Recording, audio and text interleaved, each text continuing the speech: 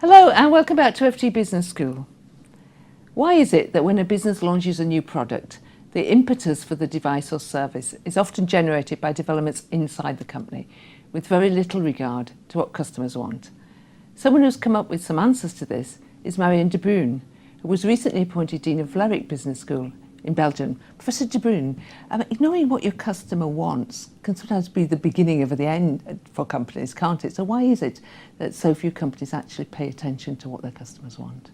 Yeah, because it is actually strange not to do it, because any product or service always in the end needs to reach a customer, so a market.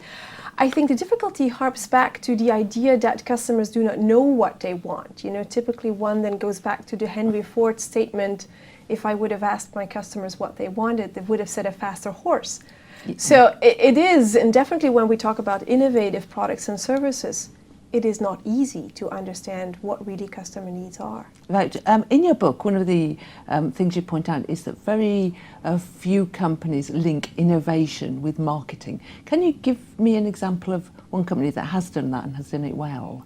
Yeah, well, I've always thought that innovation and marketing naturally go together, because if you understand, the changes in what customer wants, you will naturally adapt yourself. And I think if we look at Amazon, for example, what Jeff Bezos says, we want to be the most customer-centric company in the world, and actually constantly change and adapt according to that mission. I think that's a great example. Right, so just with your Dean's hat on now, you've just been Dean for a short time now at Vlerick.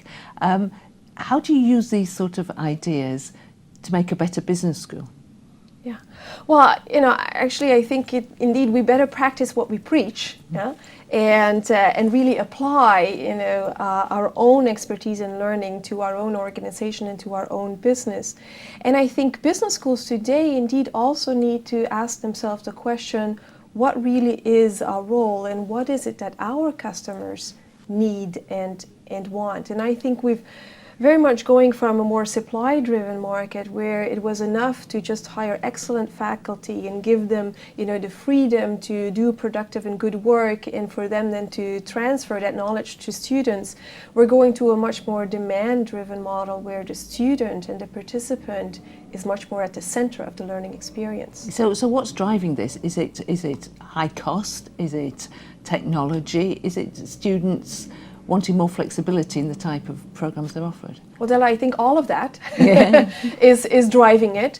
I think for me, two core things are driving it, and that one is globalization and basically good business schools being, available and accessible everywhere around the globe.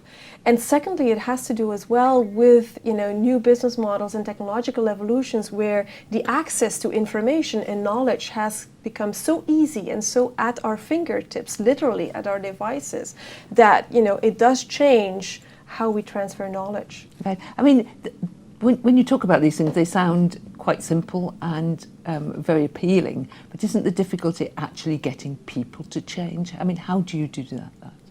Well, getting people to change indeed is not so easy. What I do see in our school at Vlerick is that faculty do get excited, to do new things and to change, because it might be uncomfortable to do something new, but at the same time, it's also exciting. And I experienced that now in my first couple of months as a dean.